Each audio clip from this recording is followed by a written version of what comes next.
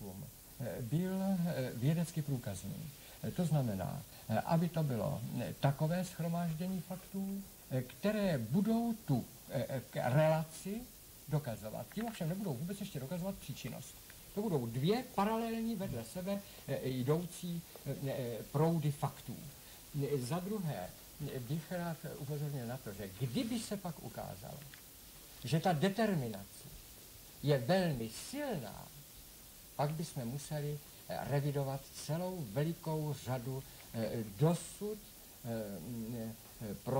prokazovaných stanovisek, a to zejména u problému podmíněnosti a svébytnosti člověka. Ovšem zatím myslím, popřejeme doktorovi Jonášovi v dalších výzkumech mnoho úspěchů a uvidíme, co z toho bude. Děkuji vám za účast v besedě. Naschledanou.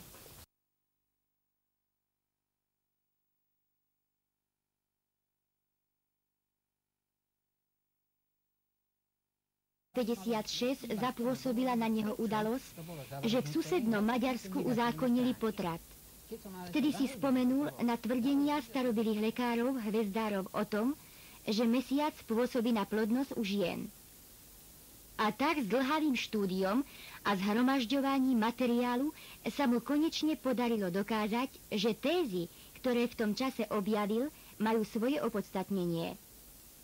Škoda, že doktorovi Jonášovi nezostalo viacej času, mal totiž rozprávať aj o svojej práci Život a smrť, o výpočtoch doby a spôsobu smrti, ktoré dokáže podľa ďalších svojich objavov.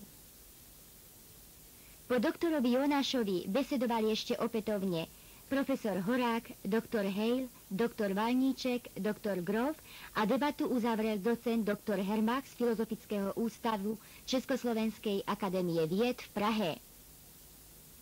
Doktora Jonáša požiadal Pražský rozhlas, aby počase zasa došiel prednášať o svojich tézách a o ďalších úspechoch, to však už bude len sám, aby mal možnosť plne využiť vymeraný čas na vysielanie.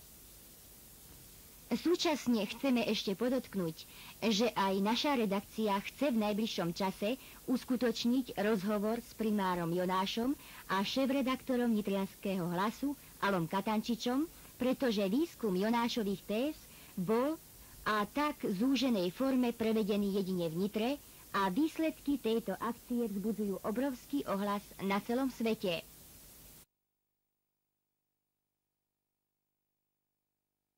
Diváci sa tedy môžu dozvedieť od priamých organizátorov tohto jedinečného prieskumu aj podrobnosti, ktoré snáď inde zatiaľ nevedia.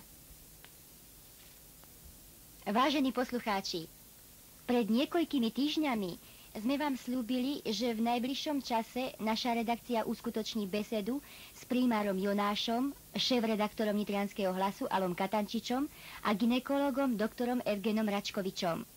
Sľub sme splnili a tak dnes môžem všetkých uvítať v našom štúdiu. Besedu začnem hneď otázkou. Súdruh šéfredaktor, ako ste sa dostali k spolupráci s doktorom Jonášom? Tak cesty osudu sú niekedy nevyspytateľné.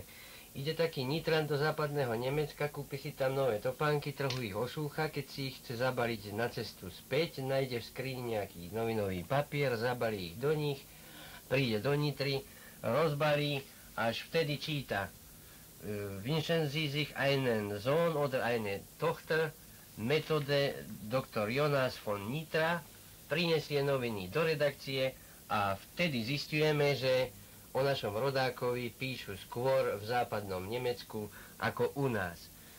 My špeciálne v redakcii Nitrianskeho hlasu rozhodli sme sa pomôcť doktorovi Jonášovi aj z takej príčiny. Myslíme si, že s tajomstvom rozmnožovania sa ľudstvo nikdy neuspokojí a že ak aj výsledky doktora Jonáša budú negatívne, prevedu to bude predsa niečo znamenať, pretože ďalší, ktorí budú pátrať po tomto tajomstve, budú môcť ísť inými cestami a nebudú musieť opakovať jeho chyby. A teraz by vaše slová mohol doplniť primár Jonáš. Výskum v Nitrianskom hlase prebiehal bez nadsádzky za všetkých vedeckých kritérií. dokonca oveľa lepšie ako vo Wochenende alebo v Orsák Világ. Ďakujem. No nie, fakt, toto je skutočnosť, ktorú ohodnotili aj naši vedci v Bratislave, v Prahe, aj v Budapešti, aj v západnom Nemecku. Preto je ten úkaz, že Nitriansky hlas sú citované v našich publikáciách alebo v rozhlasových reláciách, v Bratislave konkrétne, v Prahe. Fotografie z Nitrianskeho hlasu boli zverejnené v Orsák Világ, vo Viedenskom exprese, v Nürnbergskom Wochenende, ba dokonca aj v anglických časopisoch, ako bol Daily Sketch. Tak to je veľká podsta pre naše okresné noviny. Isté, ja si myslím, že to nemôžeme len tak jednoducho zo skromnosti vynechať, ale musíme tieto faktá vyzdvihnúť. Okrem toho, prosím, rozhlas vo Viedni, v Budapešti, v Ríme takisto spomínal akciu, ktorú previedol Nitriansky hlas. Teda odvolávajú sa na tento náš časopis temer v celej Európe. Za chvíľu svetové noviny. Možno nič sa nedá predvídať. Okrem toho, prosím, prieskum prebiehal, ako som už spomenul, precízne a vo všetkých 4 kategóriách, kdežto v iných časopisoch bežala len jedna, na najvýš 2 kategórie. K týmto záležitostiam sa ešte pozdejšie vrátime. Skôr ako ste pristúpili k tejto akcii spoločne s manželskými dobrovoľníkmi, predchádzali rôzne kontrolné výpočty. A teraz by ste nám, pán doktor Račkovič, mohli povedať niečo o tejto akcii. Bolo to ešte v roku 1960, keď doktor Jonáš požiadal prednostu gynekologicko-pôrodníckeho oddelenia v nemocnice v Nitre o povolenie skúmať svoje tézy na nitrianskej pôrodnici. Bol na to uvoľnený z Krajského národného výboru v Bratislave na dobu 4 týždňov. V tomto čase mu pomáhali zbierať potrebné údaje lekári ako doktor Garaj, doktor Dostal, doktor Ťap a ďalší spolupracovníci. V tomto istom čase spracoval od januára do konca decembra na našej pôrodnici, ako i na 1. a 2. pôrodníckej klinike v Bratislave, na pôrodnici v Trnave a v Piešťanoch, dohromady asi 8 000 pôrodopisov. Z akcie dosiahol výsledky 85% správnosti. Potom v roku 1964 utvorili sa komisie gynekológov v Bratislave a v Nitre. V Nitrianskej boli okrem mňa doktor Dostal, doktor Ťapucha a doktor Vak. A predložili sme doktorovi Jonášovi 100 prípadov už porodených detí, u ktorých nepoznal pohlavie,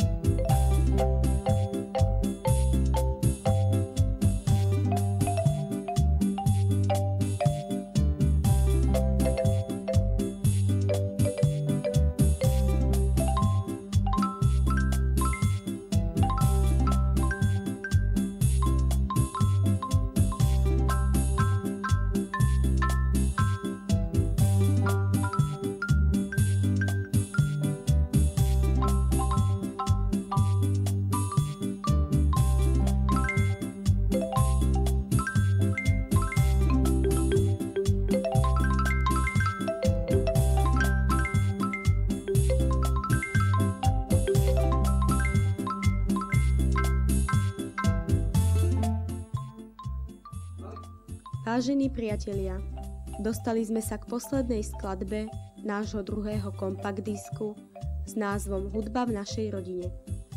Ale skôr, než vám ju zahráme, vypočujte si, čo si o nej hovoria deti.